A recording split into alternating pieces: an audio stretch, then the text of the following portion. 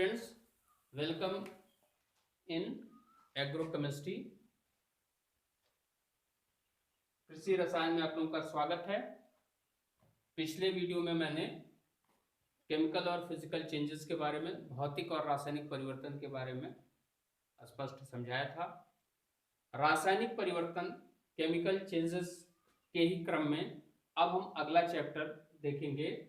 Chapter का नाम है लॉ ऑफ केमिकल कॉम्बिनेशन, रासायनिक संयोग के नियम। रासायनिक संयोग के नियम यानी किस रेशियो में, किस अनुपात में, किस मात्रा में अवयव आपस में संयुक्त होकर के या विकारक आपस में प्रयुक्त होकर के उत्पाद बनाते हैं, उन्हीं का अध्ययन हम करेंगे। 18वीं शताब्दी में लगभग अधिक से अधिक रसायनज्ञों ने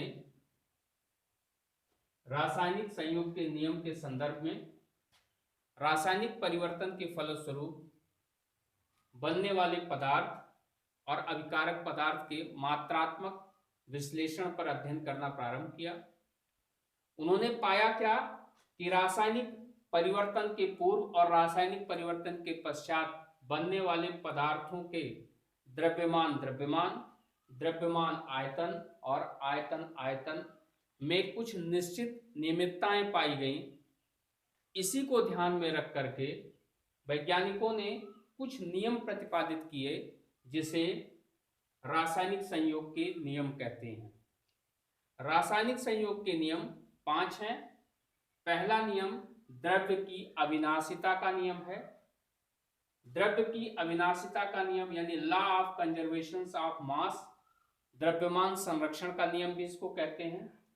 इस नियम का प्रतिपादन लेवासिये ने 1789 या 1789 में की और लैंडॉल्ट नामक साइंटिस्ट ने इस नियम की पुष्टि की।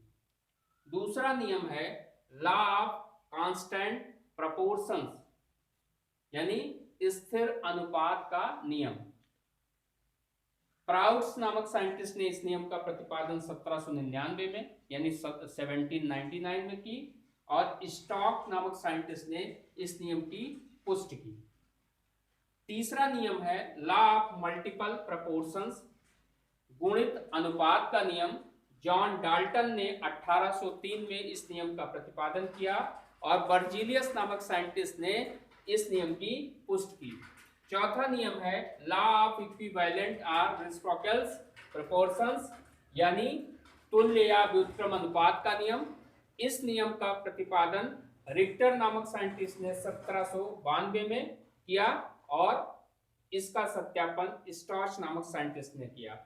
फिर है गैलुसाक्स लॉ ऑफ गैसेस वॉल्यूम यानी गैलुसाक का गैसीय आयतन संबंधी नियम।